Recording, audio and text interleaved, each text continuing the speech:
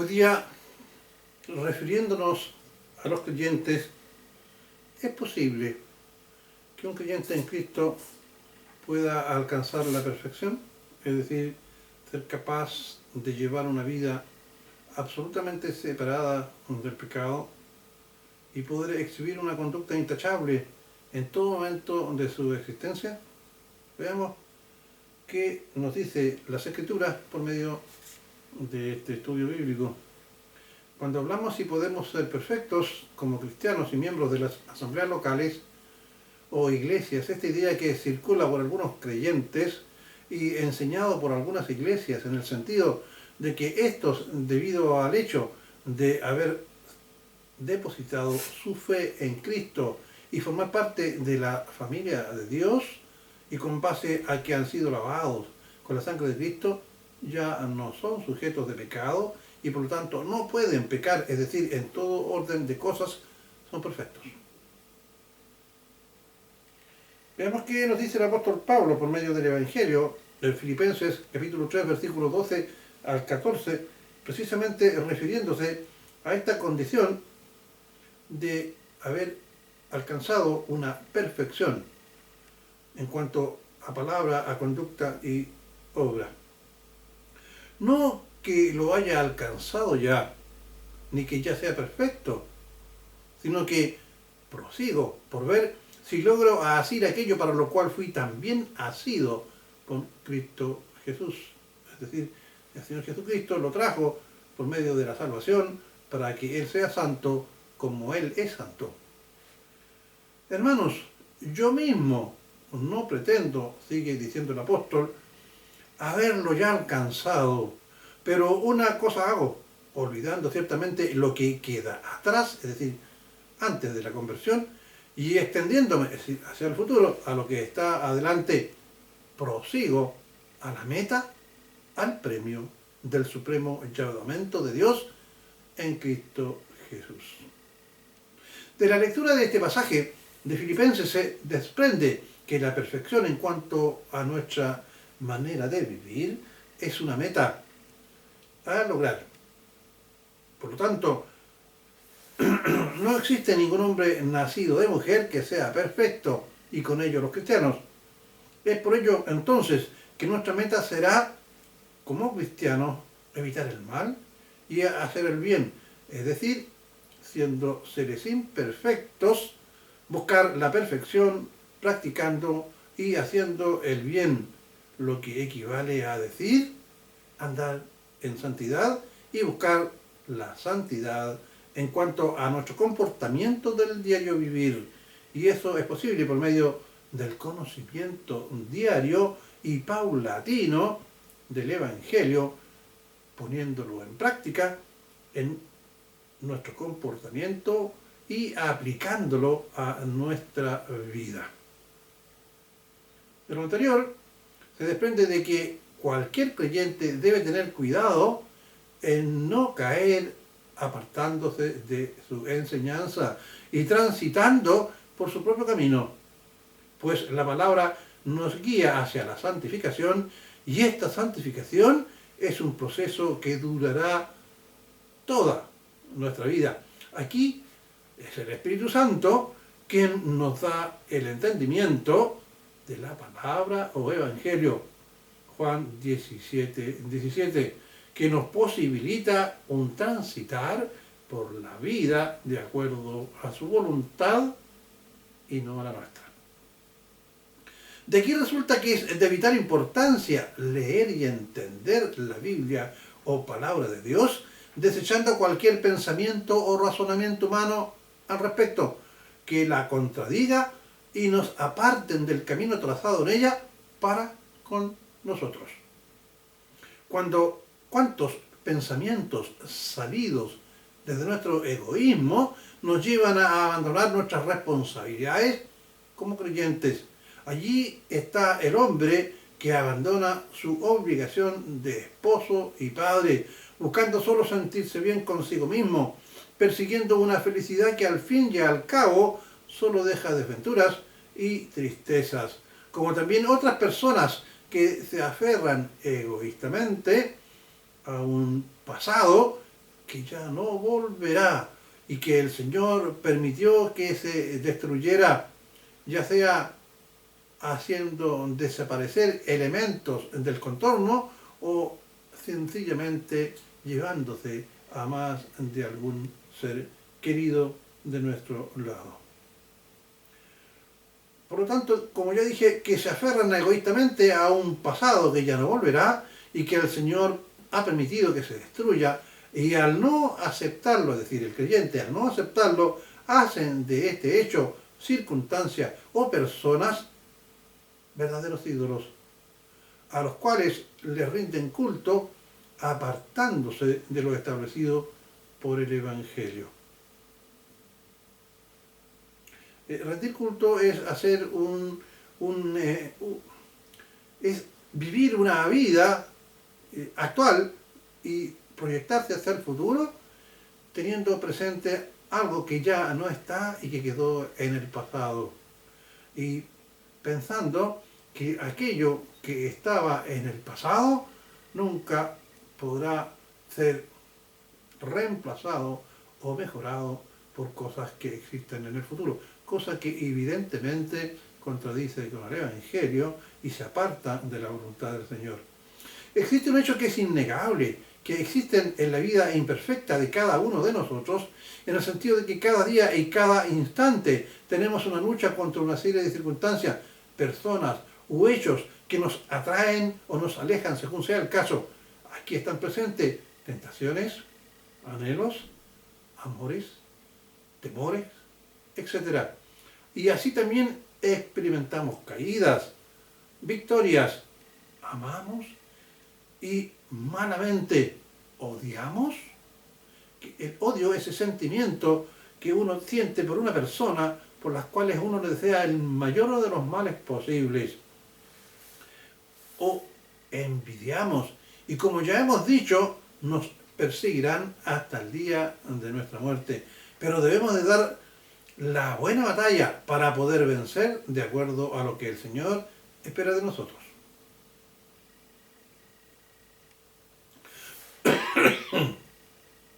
Segunda de Timoteo 4:7 nos dice, con respecto a la lucha que debemos tener para poder vencer todas esas partes, elementos o circunstancias que se constituyen en pecado en nuestras vidas. En 2 de Timoteo 4:7 el Señor, por medio del apóstol Pablo, nos señala: he peleado la buena batalla, he acabado la carrera, he guardado la fe. Debemos tener cuidado con pensar que estamos firmes en la fe y en el conocimiento de la palabra, y por lo tanto en su aplicación en nuestras vidas, pues cuando pensamos que estamos firmes, es decir, no vamos a pecar, nadie me va a hacer a mí caer, es cuando más débiles somos.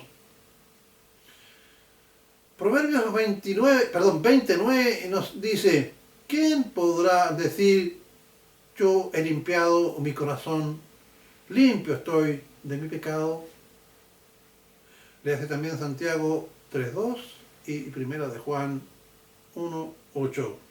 Para entender lo que hasta aquí hemos expuesto, queridos que me escuchan y que me ven, hablaremos de algunos hechos establecidos en el Evangelio y que se relacionan con la santificación.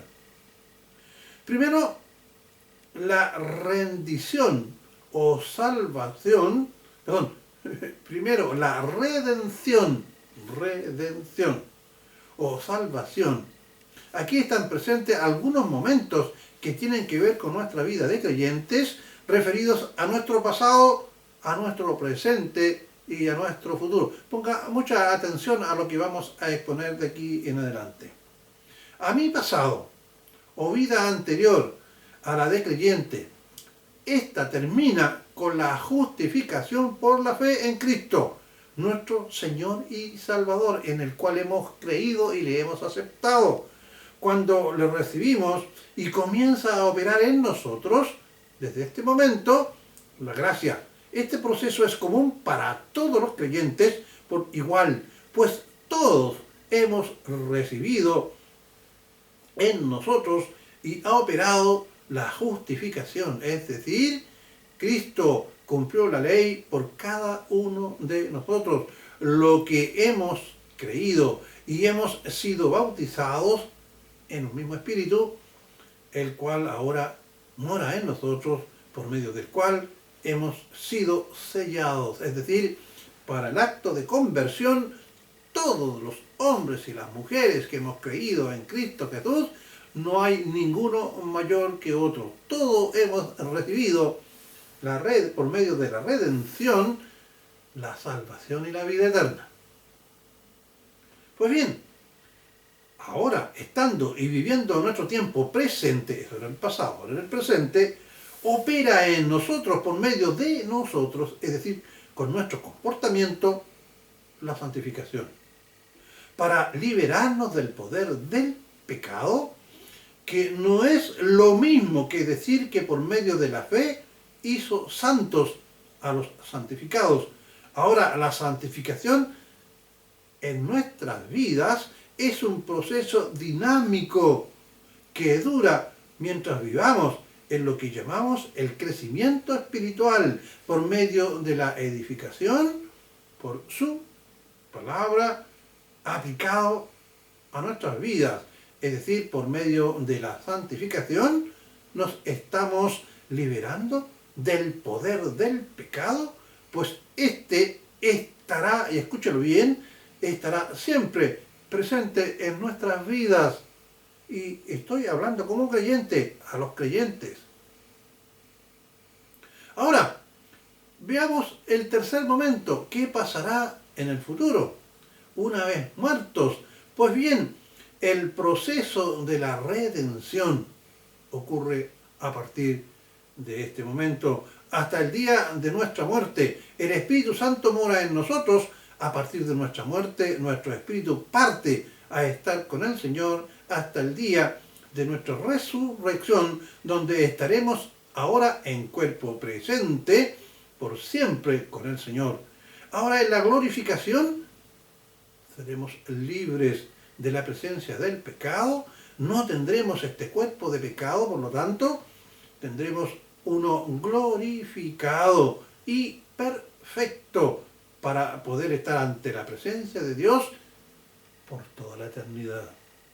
Ahora bien, nuestra alma es aquella parte de nosotros que se nutre de lo sensible, es decir, de aquello que se encuentra a nuestro alrededor y que está allí, y es decir, por medio de ella entendemos y actuamos durante nuestra vida terrenal, es decir, por medio de nuestros sentidos. Pues bien, cuando éramos inconversos, nuestra alma se nutría y hacía que actuáramos mediante nuestros deseos pecaminosos o carnales, y con ellos producíamos su destrucción, es decir, de nuestra alma y el de nuestras vidas. Y esto también puede ocurrir en nosotros, los creyentes, cuando andamos no conforme al Espíritu, sino conforme a la carne. Y en Santiago 1:21 se nos advierte sobre lo conveniente de volver a lo establecido por el Evangelio. Veamos. Por lo cual, dice Santiago, por lo cual, desechando toda inmundicia y abundancia de malicia, recibid con mansedumbre la palabra implantada, la cual, escucha bien, puede salvar vuestras almas. Hagamos una diferenciación. Estamos hablando de nuestra alma, es decir, de aquella parte de nuestro ser que nos comunica con el mundo donde vivimos y que nos hace actuar en base a aquello que está entrando en nuestra mente y en nuestro corazón.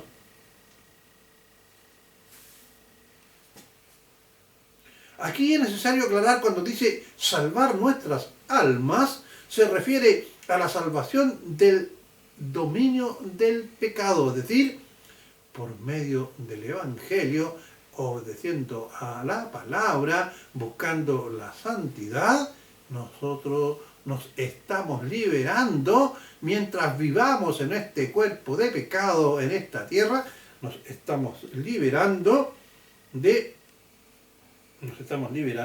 del pecado.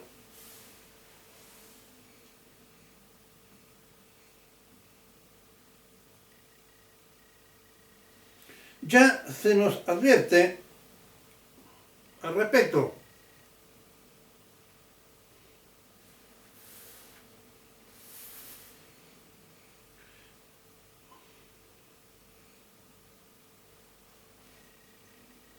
Disculpen, se me escapó un poco el esquema.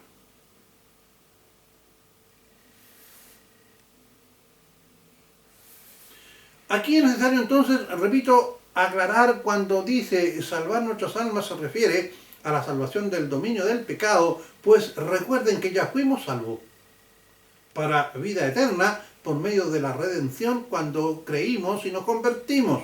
Ahora Santiago 1.21 que hemos citado se está refiriendo al resultado del proceso constante de la santificación en nuestras vidas terrenales por medio del Evangelio. Y es por ello que la Biblia nos exhorta, o palabra de Dios nos exhorta, en Mateo 26.41, cuando nos dice, velad y orad para que no entréis en tentación, el espíritu a la verdad está dispuesto, pero la carne, es decir, en este cuerpo donde vivimos, es débil. Por ello es que también los creyentes cometemos, más seguido de lo que nosotros quisiéramos, equivocaciones y por lo tanto pecados. Debemos estar conscientes que la vida del creyente está tapizada de muchos éxitos que nos llevan a la santidad, como también de constantes retrocesos que nos llevan a caer, y ante dicha situación contristamos al Espíritu Santo que nos provoca tristeza y un sentimiento basado en la certeza de que le hemos fallado al Señor. No obstante, por medio de la salvación hemos sido lavados, como ya dije, hemos sido lavados, hemos sido santificados y justificados. Y cuando creímos en Cristo, Dios nos declara santos por medio del sacrificio de Cristo en la cruz. La santidad, entonces, es un proceso de liberación, como ya dijimos, de nuestras almas para no llevar a cabo la práctica del pecado durante nuestra vida terrenal. Y el ser santo es un estado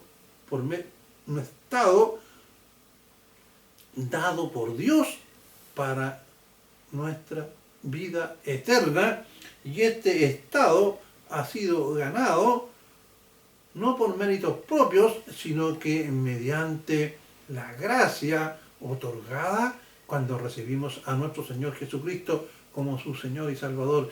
Si tú que me estás viendo, me estás escuchando, no has recibido al Señor Jesucristo como su Señor y Salvador, aún estás a tiempo.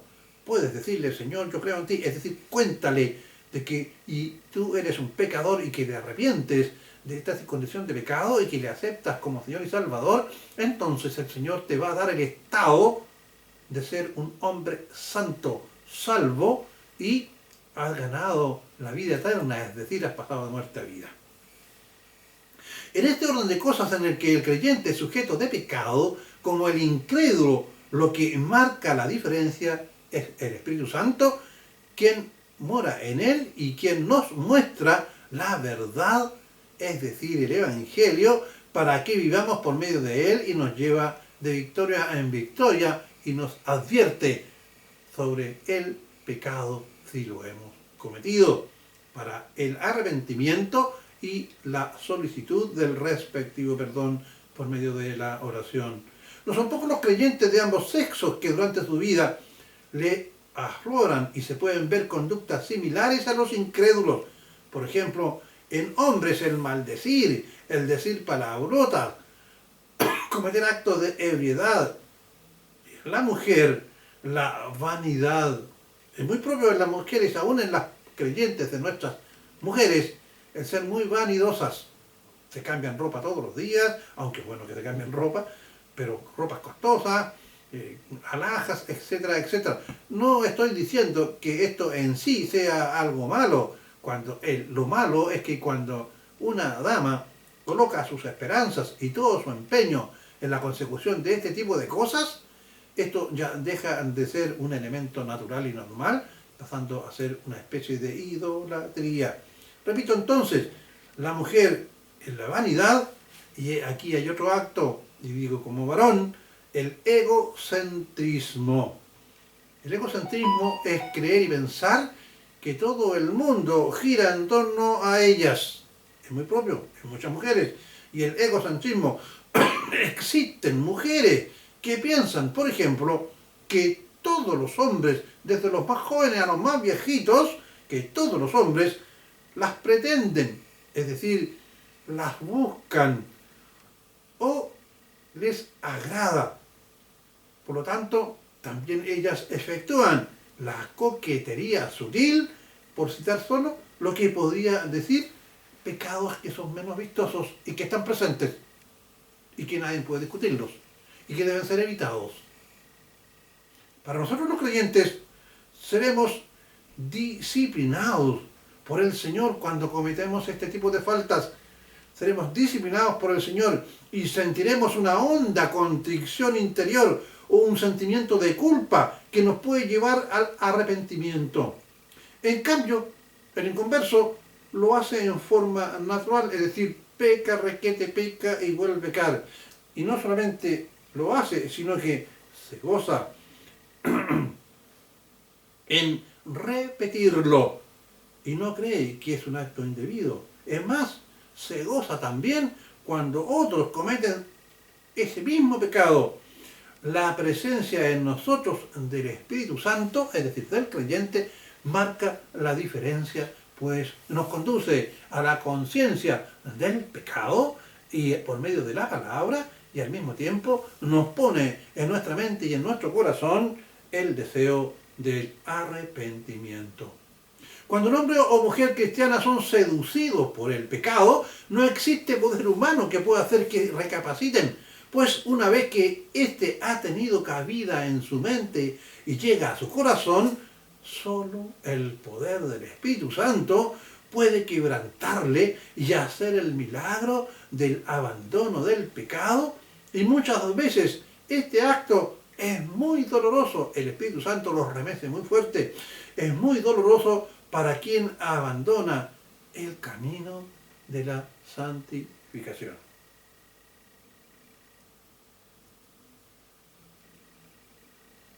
Debemos entonces tener cuidado de reemplazar la sabiduría y los consejos de la palabra con nuestros propios razonamientos carnales que están influenciados por nuestra vana manera de vivir. Debemos comprender como creyentes que la base de nuestras debilidades que nos lleva al pecado están radicadas en nuestro cuerpo, que el Evangelio identifica con nuestra carne. Estos deseos se nutren y tienen cabida en nuestra mente y en el corazón, como ya dije, por medio de nuestros sentidos, es decir, nuestra vista, nuestro olfato, nuestro tacto, nuestro gusto, etc. Nos posibilita conocerlo y por medio de ello actúan las huestes de maldad en nosotros, despertando nuestra concupiscencia, es decir, un deseo incontrolable de llevar a cabo el acto, sea este indebido o no. El Evangelio nos insta a apartarnos de cualquier cosa que nos contamine y que nos pueda llevar preso al pecado, apartando del mal y haciendo lo bueno. Dice el Evangelio en Filipenses 4:8, por lo demás, hermanos, por todo lo que es verdadero, por todo lo que es honesto, todo lo justo, todo lo puro, todo lo amable, todo lo que es de buen nombre, si hay virtud alguna, si hay algo digno de alabanza, en esto pensad. ¿Será malo entonces sentir amor por una persona, sentir atracción por una persona, teniendo la libertad para poder hacerlo y reprimirse, ya sea por temor o ya sea por lealtad a alguna cosa que ha quedado en el pasado o por algo que no está de acuerdo a lo que debería ser nuestra conducta, de ninguna manera el enamorarse de la persona correcta es algo por el cual Dios ha permitido que exista. No se olviden ustedes que cuando el Señor hizo al hombre en Génesis, Él vio que el hombre estaba solo y dijo, no es bueno que el hombre esté solo, e hizo a la mujer y dijo, he aquí que yo he hecho una ayuda idónea, y vio que era bueno. Y Adán exclamó gozoso, he aquí que ella es carne de mi carne y sangre de mi sangre, y se llamará varona, porque del varón será o fue tomada. Debemos ser capaces de desechar el rencor. El rencor es ese sentimiento que no se quiere ir de nuestro corazón y que lo alimentamos a diario y que le metemos el dedo en la llaga y que estamos todos los días alimentándolo a objeto de sentir una rabia y no ser capaz de perdonar a aquella persona que en un momento cometió una ofensa por nosotros, y aún más seguimos teniendo el mismo rencor, aunque el que efectuó la ofensa esté dispuesto a cambiar o a solicitarnos el perdón. El perdón es algo digno, es algo bueno, y el perdonar significa no acordarse nunca más de la ofensa que se le ha inferido a aquella persona a la cual se le está concediendo el perdón, se le está solicitando el perdón. El resentimiento es algo muy parecido. El resentimiento es estar enojado por algo que se le ha hecho que, bueno, o que no se le ha hecho. Yo estoy enojado con mi esposo porque mi esposo se olvidó de mi cumpleaños, por ejemplo. El falso testimonio, esto es muy común. El falso testimonio es aquella actitud o aquellas palabras que nosotros emitimos sin tener una causa probable que lo justifique. Ah, ese de allí se compró un auto nuevo. Bueno, a alguien tiene que haberle robado. Ese es un falso testimonio. Entre otros, el egocentrismo es muy, pero muy, muy malo. Ustedes pueden escuchar por la televisión, ustedes pueden ver por las redes sociales, ustedes pueden ver por las revistas, que el egocentrismo es aquello que dice, no, si tú tenés derecho a ser feliz, si hay alguien que no te agrada, sácalo de la vida. Tú estás primero. Los hijos se van y después tú te quedas solo, por lo tanto no te mueras por los hijos. Tu esposa cometió una falta, te mintió, bueno, tú miéntele 3 veces. Tú no tienes por qué estar sintiéndote inferior. Tienes derecho a ser feliz y tienes derecho a hacer lo que tú quieras. Eso es egocentrismo. Yo soy capaz, yo puedo, yo soy magnífico. Cuando te hablan de la autoestima, es solamente egocentrismo. Bueno, la perversión, y termino con ello, es muy propio. Eso es el pecado que hoy día está asolando al mundo occidental. Está representado por una serie de actitudes, de hechos, en los cuales hoy día nosotros vemos cómo actúan las sociedades y las personas, cómo tratan de enseñar a nuestros hijos, a nuestras hijas, etcétera, conductas que no son aquellas que el Señor estableció en nuestro rol de hombres y mujeres. Que el Señor les bendiga. Como ustedes pueden haber apreciado, los creyentes somos hombres y mujeres que actuamos en un mundo, y que en este mundo en el cual estamos, a pesar de haber sido salvos, estamos sujetos también a una serie de tentaciones que debemos evitar mediante la observación de la palabra, dejarse de guiar por el Espíritu Santo, porque este proceso de santificación es liberar a nuestra alma que lleva preso a nuestro cuerpo a hacer un pecado que el Señor no le agrada. No obstante que ya nos salvó y nos perdonó, el Señor quiere que lo que resta en nuestra vida sea siempre una meta de constante perfección, y cuando estemos con Él, cuando Él nos redima, seremos semejantes a Él y viviremos por toda la eternidad. Que el Señor les bendiga. Ruego a Dios que nuestro Señor, para que nos ayude en encontrar la meta de la santificación, y si alguno de nosotros hubiera pecado, que seamos capaces de arrepentirnos, pedirle perdón al Señor y tratar de no volver a cometer dicha falta. Será hasta un próximo programa por la ruta bíblica del Señor Jesucristo. Le ora al Señor para que le otorgue ricas bendiciones. Será hasta la próxima oportunidad. Hasta la fecha, durante los 5 años que está este programa, ya llevamos más de 120 programas emitidos al aire.